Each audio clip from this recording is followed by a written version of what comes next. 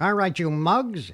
I'm in charge now, see? So you better start listening to me, see? Or there's going to be some serious problems here. Wait, Pete, what are you doing? I'm practicing to be a gangster, Maureen. Gangster, not gangsta. Gangster. You're going to need lots more practice. Mixing it up with Pete and Maureen is up next. All right, you mugs. It's the Mixing It Up with Pete and Maureen podcast, and I am Pete, Little Big Man Torriello. And I'm Maureen Torriello, and I don't have a nickname. Every week, we get together and we talk about whatever it is that we pull off the top of our heads. Or somewhere else. And very often, straight from the heart. And boy, have we got a good one for you this week. You know, when your name ends in a vowel, people automatically assume that you are Italian. Unless it ends in an I, then they think you're Polish. I guess so. Yeah. S-K-I. S-K-I. Yeah. And I cannot tell you how many times growing up, people actually did say to me, "You're Italian?" Yeah. You have any mob connections? I've actually had people say that to me. Do you have any mob connections? Are you in the mob? Like I'm going to say, yeah, I'm in the mob. Yeah. The answer to that question is A, no, I am not in the mob. B, do I have mob connections? Guilty. Sort of. Now, in a court of law, of course, there is no guilty sort of, Your Honor. But in my case, because I was an adopted child, as if you go back to our episode about ancestry DNA, my whole story of finding out that I was an adopted child at the age of 67, just about a month ago now, that whole story is on there for you to listen to. And when you think that my life couldn't be any crazier, it's about to get crazier. Yes, I did have connections sort of to the mob. You ready for this? My mother's brother. Your uncle. Just say my your uncle. Well, it could have been my father's brother. Okay.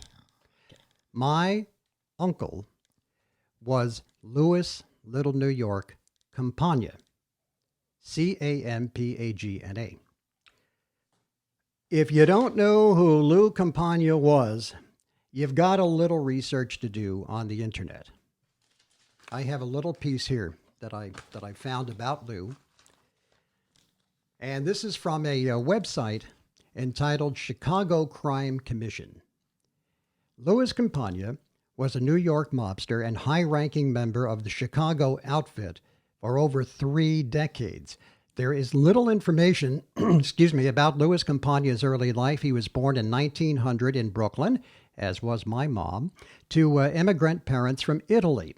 As a teenager, it is reported that Campagna joined the New York Five Points gang in Manhattan. One of his gang associates was Al Capone. In 1919, Campagna was convicted of robbing an Illinois bank and sent to the Pontiac Reformatory. In April of 1924, he was paroled but went back 6 months later for a parole violation. In 1923, New York mobster Al Capone moved to Chicago to help South Side gang boss Johnny Torrio deal with rival bootleggers. After his final release in November of 1924, Campagna returned to New York. Immediately, Al Capone summoned Campagna to Chicago to be his bodyguard. Campagna proved to be a reliable gunman during the long and bloody war with the rival North Side gang. Scary stuff. Scary stuff. Lou was said to be ruthless and unpredictable. Very similar, I would say, to the Tommy character in Goodfellas, played by Joe Pesci. Okay. I think he may even have been the inspiration to that character. I'm not sure. But here's the other side of it. Lou Campagna also was, as my dad put it, a hell of a nice guy. Well, that's the dichotomy of these mobsters. Yeah. Because all of that shooting and killing and stuff, that's just business. It's business. That's all. It's just business. And you don't get in the way of the business or you're gotten rid of. I hear tell, not that I know from experience. But do you want to know how I found out about this whole thing about Lou? I was wondering because, with you being kept secret about your adoption, I imagine that this was not readily Isn't that crazy? discussed. My father couldn't tell me that I was adopted, but he told me all about Lou Campagna, about which my mom, Rose, was extremely private. Well, understandably. And I think she really wanted to protect me from that. I would think so. Because, the more you know, the more danger you're in. Although I think that Lou and Charlotte Campagna, Charlotte was Lou's wife, may have played a part in my adoption or in finding me. Well, that's a whole, we don't know that. Because that's a whole nother thing. Yeah. But my Aunt Charlotte was my godmother because Lou couldn't stand in for me because the church apparently would not allow it. Yeah, well, a gangster, In fact, they wouldn't give him a Catholic burial when he died. And so there's a whole nother angle to that. But I remember my father telling me that Lou had 3 homes. The first was a bungalow, a nice bungalow, in the Berwyn section of Chicago. And the people who lived next door to Lou, they used to call him Uncle Lou and Aunt Charlotte. Yeah. Because they had done a posting on a Campagna family page on the internet and they said, "Oh yeah, we knew Mr. and Mrs. Campagna, Lou and Charlotte, and they were our next door neighbors, and we kids called him Uncle Lou, and he was very nice to us, and the whole thing." And he had the home in Berwyn. He had a big farmhouse out in Fowler, Indiana. And I remember going out there with my mom and dad as a kid. And then he had another big farm estate in Berrien Springs, Michigan, which had an in-ground pool and a magnificent place. And that became the home of Muhammad Ali. Wow. Years later. That must have been something to see. Muhammad lived there and also made that his training camp. Oh, cool. And it was sold several years ago again. And my dad used to tell me these stories about Uncle Lou. And the way that I found out about this was my mom was in the hospital. She was being treated for cancer. And this was like maybe 1969, 1970, something like that. And my dad and I are sitting in the cafeteria at St. Barnabas Medical Center up in Livingston. And I don't even know how we got onto the topic. But he starts telling me about, well, your Uncle Lou, was a gangster. He was in the Al Capone mob, and he was Capone's bodyguard, and he would sleep in the Hotel Lexington in Chicago on a cot outside Capone's room with his machine gun. Oh, that must have done wonders for the other guests in the hotel. Right. Imagine, I'm the room a couple doors down, and here's a guy sleeping on a cot with a machine gun. I'm sure that Capone had the entire floor probably to himself. And there are pictures of my Uncle Lou down in Miami with Al Capone. And Miami? because they would go to Miami a lot because my Uncle Anthony and my Aunt Nettie lived down in Miami. And they would go down there a lot. The mob would be there, and there were these photos of Lou, and here he is with Capone and all these other big shots from the Chicago syndicate. And the story goes that the family would go out to Chicago to see Lou, to visit, and he would drive them into the shopping district in Chicago. And as they were getting out of the car, he would hand out $50 bills, $100 bills, and say, "Here, go get whatever you want. Buy whatever you want. It's on me." It's kind of like you and Erin going out. Yes, and my granddaughter and I go shopping. I kind of do the same thing. And the other story was that in I guess 1949, my mom and dad were out I don't know if they were in Chicago or if they were at one of Lou's places. And I think maybe Lou was either in prison or just getting out or something. And they were out there helping my Aunt Charlotte run things. And as they're leaving, Lou presents my dad with a brand new 1949 Mercury. Nice, nice. And my dad didn't want to accept it. And Lou was like, Pete, it's a gift. Take it, drive it back to Jersey. I don't think it even had plates on it yet. Yeah. And my dad says, well, what if I get stopped? And Lou is like, trust me, it will not be a problem, because Lou, everybody was in his pocket. I mean, he didn't he get cards? He used to with play the poker with chief the of mayor, police with the or chief of something? police and the mayor of Chicago, and yeah. So all these guys were like in his pocket. So he's like, Pete, it's not going to be a problem. So driving home, my dad gets pulled over.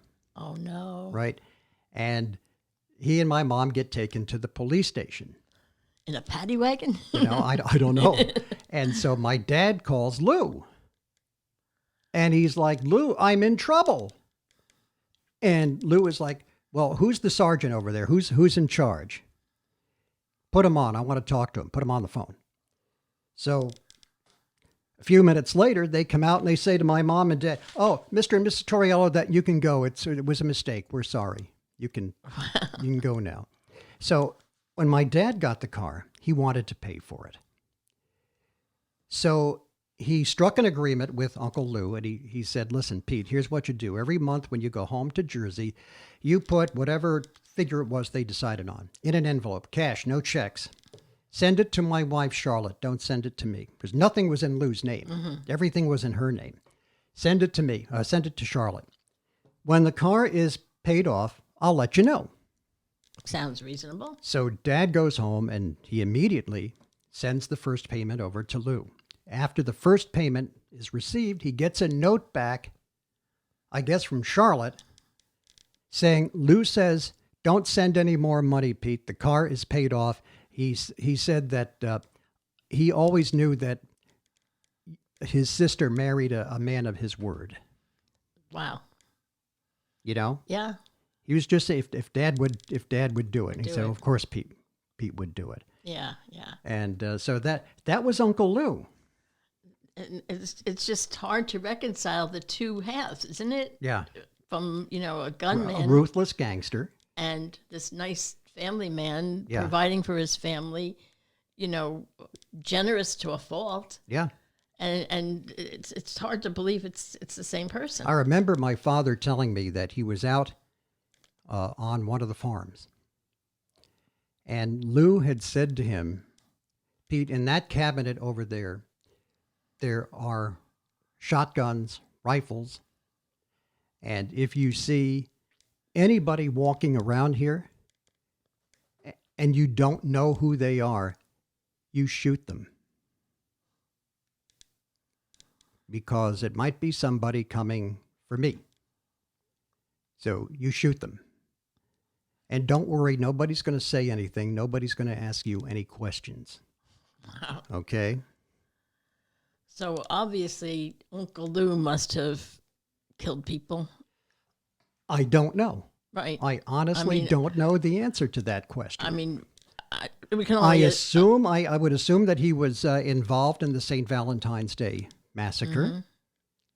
Mm-hmm. There was another guy that was in jail who was he had double-crossed the Capone mob. Oh, dear. And his name was Aiello. And Aiello was in jail on another murder charge. Mm-hmm.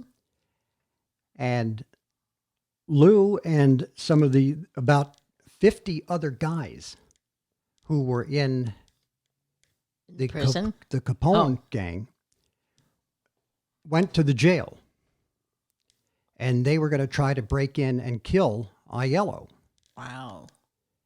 And the story goes that my uncle got arrested because he had a gun on him, and they arrested him, and they put him in a cell next to Aiello. And he says to Aiello, "You're dead, my good friend. you're dead. You're not going to make it to the end of the street still walking. And Aiello says to him, listen, can't we settle this? Can't we? I'll sell my businesses. I'll get out of Chicago. I'll disappear for good. I've got a wife. I've got kids. Can't we settle this? And my uncle reportedly said to him, listen, you've betrayed us twice. You started this thing, and we're going to finish it. So there's the ruthless side of him. Yeah. Yeah. And the story that I read says that he said it in Italian or Sicilian or something, something like that. And it was an undercover cop who was hovering in that area who allegedly heard this conversation. And they didn't arrest him or charge him with anything more. No, at that actually, he point? was released. Yeah, so that He wound up being released, and a few weeks later, Aiello gets shot down, killed. Gee, I wonder how that happened. Yeah. Yeah. So it's certainly an incredible story. It is.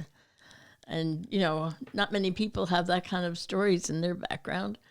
And to hear the two sides of it, to hear the two sides of the man. Yeah.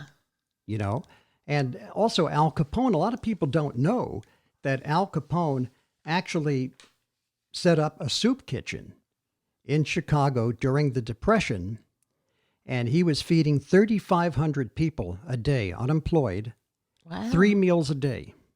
Huh. It was called Big Al's Soup Kitchen.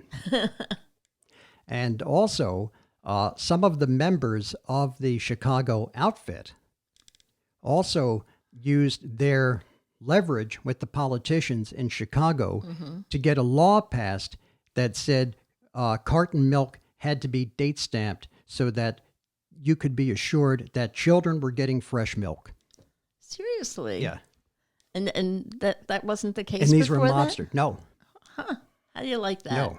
How do you like Mobsters. mobsters. Right. It's absolutely incredible. Well, we all know there is no mafia, right?